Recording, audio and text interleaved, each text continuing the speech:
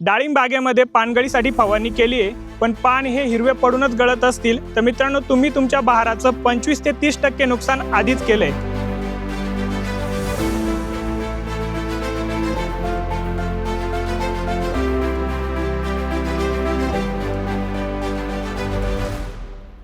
हो शेतकरी मित्रांनो, अनेक शेतकरी काय करतात, इथेपॉन सोबत काही कीटकनाशक असतील किंवा NPK युक्त ग्रेडचा वापर करतात। त्या ठिकाणी मी नमूद करेल, अतिरेक वापर करतात। त्यामुळे काय होतं की पानगळ होते, पण पान हे पूर्णपणे हिरवच पान गळून पडतं आणि अशी ही जी पानगळ आहे ही योग्य नसते। काय होतं की जे पानामध्ये जो अन्नसाठा आहे काडीकडे रिव्हर्स न होता पान त्या ठिकाणी गळून पडतं। त्यानंतर आपल्याला जेव्हा आपण बहाराचं नियोजन करतो, या कंडिशनमध्ये आपल्याला त्याचा फायदा होत नाही।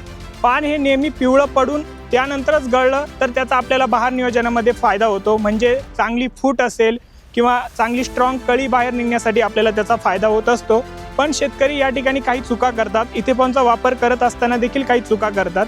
लक्षात घ्या, इथेपॉनचा वापर करत असताना इथेपॉन कशा पद्धतीने वापरलं पाहिजे किंवा इथेपॉन आपल्या पानगळीमध्ये कशा पद्धतीने मदत करतं हे समजून घेणं खूप गरजेचं आहे। लक्षात घ्या, जेव्हा आपण इथेपॉनची फवारणी करतो तर इथेपॉन पानामध्ये पर्णरंध्र जे स्टोमॅटा किंवा क्युटिकलच्या माध्यमातून पानामध्ये आत जातं आणि अशा या कंडिशनमध्ये आत गेल्यानंतर इथेपॉन हा इथिलीन नावाचा गॅस रिलीज करतो। त्यानंतर मित्रांनो, पानामध्ये असलेलं जे काही क्लोरोफिल म्हणजे हरितद्रव्य आहे याचं ब्रेकडाऊन होतं। हरितद्रव्य ब्रेकडाऊन झालं म्हणजे काय होतं की पानाचा जो काही कलर आहे हिरव्याकडून पिवळ्याकडे शिफ्ट होतो। पानातील जो काही अन्नसाठा आहे हा पूर्णपणे काडीकडे रिव्हर्स जातो, काडीकडे रिस्टोर होतो। त्यानंतर पानाच्या देठाखाली एक ॲब्सेशन झोन तयार होतो आणि ॲब्सेशन लेअर वीक झाल्यानंतर ते पान गळून पडतं। ही आहे एक कंप्लीट प्रोसेस। अशा पद्धतीने इथेपॉन आपल्याला मदत करतो। पण ही कंप्लीट प्रोसेस केव्हा होणार, जेव्हा तुमचं जे फवारलेलं इथेपॉन आहे हे पानामध्ये पेनेट्रेट होईल। पण काय होतं, आपली बाग ही रेस्ट पिरियडमध्ये असते, त्यावरती आपण कुठल्याही प्रकारची फवारणी घेत नाही।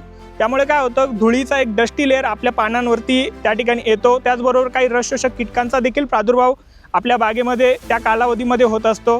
त्यामध्ये खास करून मावा जो की एक चिकट पदार्थ स्रवतो आणि पानांना पण एक चिकट लेअर तयार करतो। त्यामुळे आपण पानगळीसाठी जे काही इथेपॉन फवारतोय ते इथेपॉन पानामध्ये पेनेट्रेट होत नाही। पेनेट्रेट न झाल्यामुळे आपण त्यासोबत काही प्रोफेनोफॉस असेल NPK युक्त ग्रेडचा वापर करतो। त्यामुळे झाडावरती एक स्ट्रेस फॅक्टर तयार होतो किंवा टॉक्सिसिटी आपण क्रिएट करून ती पानगळ करतो आणि अशा या कंडिशनमध्ये पाणी हिरवं गळून पडतं।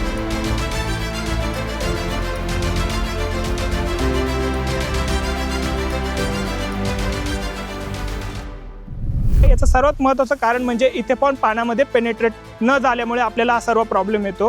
तर ह्या वर्षी ही जी बाग तुम्ही माझ्या पाठीमागे बघताय, तर ह्या बागेमध्ये गेल्या 2 वर्षापासून आपल्याला हाच प्रॉब्लेम यायचा की पानगळ व्हायची, पण पानगळ पूर्ण जे पान आहे हिरवं गळून पडायचं। त्यामुळे आपल्याला पुढे बहारामध्ये याचा प्रॉब्लेम यायचा। पण या वर्षी ह्या बागेमध्ये आपण इथेपॉन सोबत ॲग्रिसर्च कंपनीचं इन्फ्यूज नावाचं जे काही सिलिकॉन बेस्ड पेनेट्रेटर आहे, तर याचा या ठिकाणी 1 ml प्रति लिटर पाण्यासाठी वापर केलेला होता। यामुळे फायदा काय झाला की हे जे काही पान आहे या पानाचं जे सरफेस टेन्शन कमी झालंय, त्यामुळे जे काही इथेपॉन आहे हा पानामध्ये खूप डीप पेनेट्रेट झाला। त्यामुळे जी काय मी आत्ता इतक्यात प्रोसेस सांगितली की इथेपॉन नेमका पानगळीसाठी कशा पद्धतीने मदत करतो, ती संपूर्ण प्रोसेस इथेपॉन चांगल्या प्रकारे पेनेट्रेट झाल्यामुळे आपल्याला घडून आलेली पाहायला मिळते। एक समान पानगळ झालेली पाहायला मिळते आणि पूर्ण जे काय पान आहे हे पिवळं पडून गळलेलं आपल्याला पाहायला मिळतंय। कुठल्याही प्रकारचं हिरवं पान या ठिकाणी गळालेलं नाही। हा सर्वात महत्त्वाचा मुद्दा या ठिकाणी आहे।